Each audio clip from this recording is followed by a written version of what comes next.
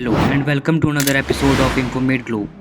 क्या आपको याद है जब 30 नवंबर 2022 को चैट जीपीटी लॉन्च हुआ था, जिसने इंटरनेट की दुनिया में एक नया रेवोल्यूशन ला दिया था, द एआई रेवोल्यूशन। जिसके बाद हर बड़ी कंपनी ने अपने अपने एआई मॉडल्स को मार्केट में लॉन्च किया और एक एआई कंपटीशन शुरू कर दिया। लेकिन आज भी चैट जीपीटी एक ऐसा एआई है जिसके डेली यूजर्स का नंबर दूसरे एआई मॉडल से ज्यादा है, जिसकी वजह से अब ये जो बड़ी टेक कंपनीज हैं, इनका मकसद बन चुका है कि एआई की आने वाली जनरेशन यानी कि एआई रोबोट्स को कैसे भी करके अपने कंट्रोल में करना, जिससे कि वो टेक मार्केट में लीडर बने रह सके। ये कंपनीज एआई रोबोट्स को इतना डेवलप करना चाहती हैं कि वो डेली बेसिस के काम बड़ी आसानी से कर सके। और तब से लेकर आज तक पूरी दुनिया धीरे धीरे एआई ऑटोमेशन की तरफ बढ़ रही है। आज health care, defence, education, invention और रिसर्च जैसी फील्ड में धीरे धीरे एआई रोबोट्स का यूज बढ़ता जा रहा है और बहुत से नए स्टार्टअप्स और टेक कंपनीज एआई रोबोट्स को बनाना शुरू कर चुकी हैं। So let's find out the upcoming revolution of technology.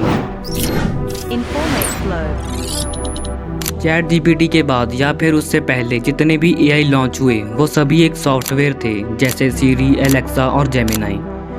ये सब एक एआई प्रोग्राम हैं जिनकी कोई फिजिकल फॉर्म नहीं है, लेकिन अगर किसी एआई प्रोग्राम को एक शेप और स्ट्रक्चर दे दी जाए तो वो बनते हैं एआई रोबोट्स, जो ऐसे ऐसे काम कर सकते हैं जिनके बारे में हम सोच भी नहीं सकते।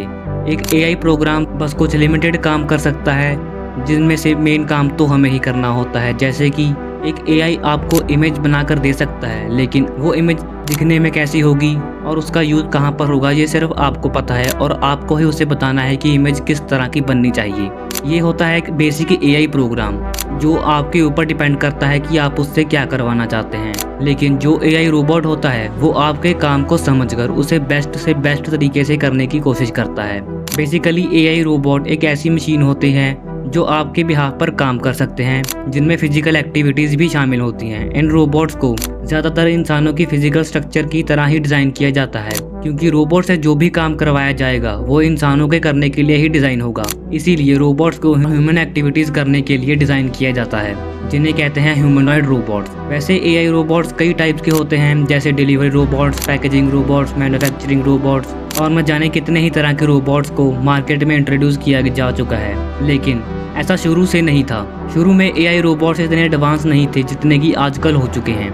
जैसे कि आपको याद होगा ये फेमस रोबोट सोफिया, जिसे 2016 में हांगकांग की एक कंपनी हैंसन रोबोटिक्स ने बनाया था। ये रोबोट इतनी कैपेबल है कि ये इंसानों की तरह फेशियल एक्सप्रेशन और इमोशन से बात कर सकती है। इस तरह के रोबोट्स को एजीआई यानी कि आर्टिफिशियल जनरल इंटेलिजेंस रोबोट्स की कैटेगरी में रखा जा सकता है। ये एक हाइपोथेटिकल लेवल है रोबोटिक्स का, जिसमें किसी रोबोट को इस हद तक इंटेलिजेंट बनाया जाता है कि वो ह्यूमन लेवल की थिंकिंग तक पहुंच सके। इन रोबोट्स को फैक्ट्रीज में काम करने के लिए नहीं बनाया जाता। ये रोबोट खुद से सोच सकते हैं, अपने आप को इम्प्रूव कर सकते हैं और नई स्किल अडेप्ट कर सकते हैं, बिल्कुल इंसानों की तरह। मतलब कि ये रोबोटिक्स लेवल वैसा ही है जैसा मूवीज में दिखाया जाता है। लेकिन रोबोटिक्स के इस लेवल तक पहुंचाना इतना आसान नहीं है। कुछ सालों पहले भी रोबोट्स बनते थे, लेकिन वो इतने ज़्यादा एडवांस नहीं थे।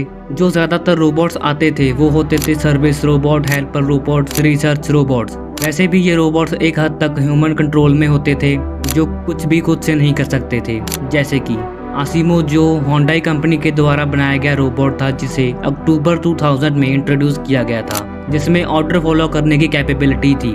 ये आवाज, फेस और जेस्चर को समझकर कॉम्प्लेक्स मूवमेंट कर सकता था। ये उस समय का सबसे एडवांस रोबोट था, लेकिन इसमें नई स्किल अडेप्ट करने की कैपेबिलिटी नहीं थी एजीआई रोबोट्स की तरह। लेकिन ये रोबोट इतना कैपेबल था कि खुद को संभाल सकता था। एक और रोबोट भी था, नाउ रोबोट, जिसे एक फ्रेंच कंपनी एल्डेब्रान रोबोटिक्स ने बनाया था, जो अब सॉफ्टबैंक रोबोटिक्स हो चुकी है 2015 में सॉफ्टबैंक की एक्विजिशन के बाद। तो जैसा कि हम बात कर रहे थे कि नाउ रोबोट भी बिल्कुल आसिमो रोबोट जैसा ही था, जो प्री प्रोग्राम कमांड को फॉलो करता था। नाउ रोबोट को 2008 में पब्लिकली इंट्रोड्यूस किया गया था, जो उस समय का बहुत ही एडवांस रोबोट था। रोबोटिक्स इंडस्ट्री आने वाला फ्यूचर है। जैसे चैट जीपीटी ने ग्लोबल लेवल पर एआई रेवोल्यूशन लाया था, वैसे ही हर टेक कंपनी रोबोटिक्स मार्केट में अपनी डोमिनेंस बनाना चाहती है, क्योंकि एआई रोबोट का मार्केट हर साल 15% से ग्रो हो रहा है, जिसकी वैल्यूएशन 2032 तक $169 बिलियन तक हो सकती है। इसीलिए हर कंपनी अपने रोबोटिक्स प्रोजेक्ट पर काम कर रही है, जैसे कि ओपन एआई जो अब तक की सबसे फास्टेस्ट ग्रोइंग कंपनी है, उसने फिगर रोबोटिक्स नाम के एक स्टार्टअप के साथ मिलकर एक रोबोट बनाया है जिसका नाम है फिगर रोबोट 1। ये एक बहुत ही एडवांस लेवल का रोबोट है। कंपनी की प्रोफाइल पर लिखा है कि इस रोबोट को अनडिजायरेबल और अनसेफ जॉब्स करने के लिए बनाया गया है, जैसे कि वेटर की जॉब या फिर खदानों में काम करना, जहां पर हेल्थ पर भी बुरा असर पड़ता है और हमेशा जान पर भी रिस्क रहता है। इस रोबोट की थिंकिंग और मूवमेंट कितनी एडवांस है ये तो आप इस वीडियो में देखकर समझ सकते हैं। तो जैसा कि हमने देखा कि ये रोबोट दिए गए कमांड्स को फॉलो करके कैसे एक्शन लेता है, लेकिन उसके पीछे के प्रोसेस को समझने के लिए इस डायग्राम को ध्यान से देखिए। सबसे पहले ये रोबोट वर्बल कमांड्स को टेक्स्ट में कन्वर्ट करता है, फिर ओपन एआई की बनाई हुई कॉमन सेंस का यूज करके ये डिसाइड करता है कि उसे क्या करना है। फिर जब रोबोट को कमांड मिली कि आई वांट ईट समथिंग, जिसके बाद वो बिहेवियर सिलेक्शन से एक रिस्पॉन्स बनाता है, जैसे कि श्योर थिंग। उसके बाद न्यूरल नेटवर्क पॉलिसी से आउटपुट को डिसाइड करता है, जैसे कि इस वीडियो में दिखाया गया है कि रोबोट ने सिर्फ एप्पल को ही टेबल से उठाया क्योंकि उस टेबल पर एप्पल ही एक एडिबल चीज थी। फिर बॉडी कंट्रोल यूनिट से अपने आसपास के एनवायरनमेंट को ध्यान में रखते हुए ऐसी मूवमेंट्स डिसाइड करता है जिससे कि उसे और उसके आसपास किसी भी इंसान को कोई भी नुकसान ना हो, और फिर आउटपुट में अपनी मिली हुई कमांड का जवाब देता है।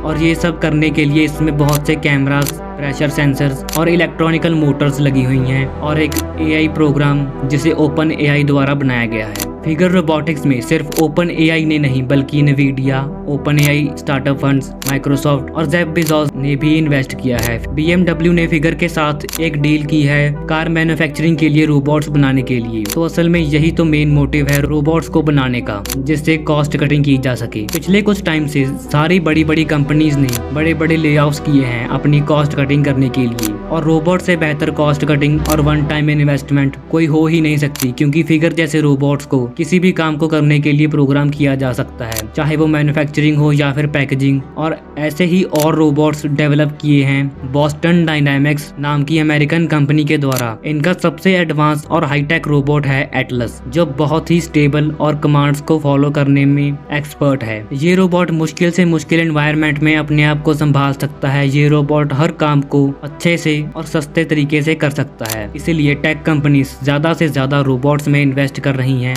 Google, NVIDIA, Intel, Samsung, Tesla, Amazon, Alibaba और माइक्रोसॉफ्ट जैसी टेक कंपनीज ने रोबोटिक्स में इन्वेस्ट किया है। 2013 से लेकर अब तक गूगल ने 7 रोबोटिक्स कंपनी में इन्वेस्ट किया है, जो अलग अलग रोबोटिक्स फील्ड में अच्छा प्रोग्रेस कर रही हैं। इसके साथ ही गूगल ने बहुत से रोबोटिक्स प्रोजेक्ट भी चल रहे हैं, जिसमें से एक रोबोट है PalmE, जो रियल वर्ल्ड प्रॉब्लम को सॉल्व कर सकता है, अपने आसपास के एनवायरनमेंट के हिसाब से अपने आप को ढाल सकता है। इंटेल ने भी 2023 में फिगर रोबोटिक्स में $9 मिलियन की इन्वेस्टमेंट की है। सैमसंग ने भी south Korean company rainbow robotics में इन्वेस्ट किया है। इसके अलावा सैमसंग ने बैली जैसे एडवांस जर्नल पर्पस रोबोट्स भी बनाए हैं, लेकिन टेस्ला ने तो प्रॉपर एआई रोबोट्स की एक सीरीज बनाई है जिससे ऑप्टिमस रोबोट्स कहते हैं, जिसमें ऑप्टिमस जनरेशन 1 और जनरेशन 2 जैसे रोबोट्स हैं। ये रोबोट्स हाईली स्टेबल इंटेलिजेंट हैं, जो छोटे से छोटे काम जैसे कि कपड़े फोल्ड करना बड़ी आसानी से कर सकते हैं।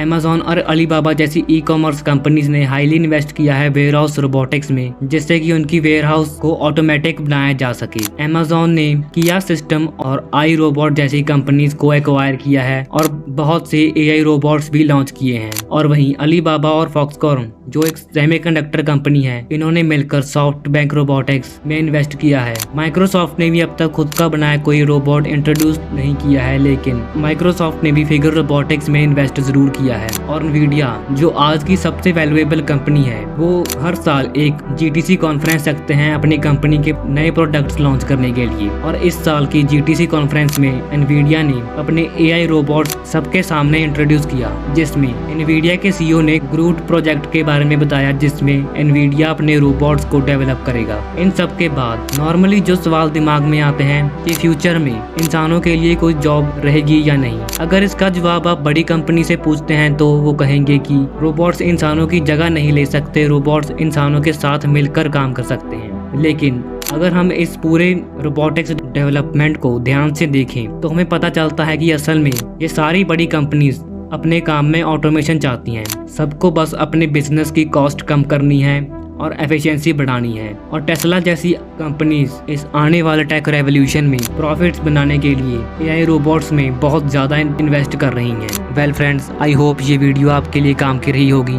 Thanks for watching.